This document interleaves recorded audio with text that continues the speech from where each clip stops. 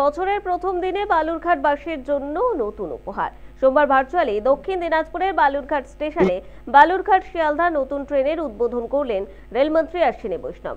রেলমন্ত্রী এদিন তাঁর বক্তব্যে জানান, গোটা উত্তরবঙ্গ জুড়ে 26টি স্টেশনকে আন্তর্জাতিক মানের স্টেশনে পরিণত করবে ভারতীয় রেল। পাশাপাশি গোটা বাংলা জুড়ে 98টি স্টেশনকে আন্তর্জাতিক মানের স্টেশনে পরিণত করা হবে।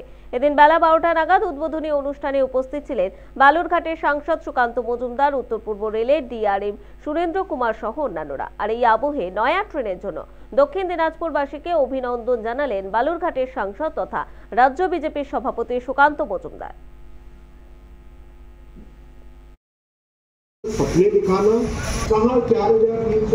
জেলার স্বপ্ন পূরণ হলো। আজকে কল্পতরু দিবস হিসেবে পালিত হয় এই দিন।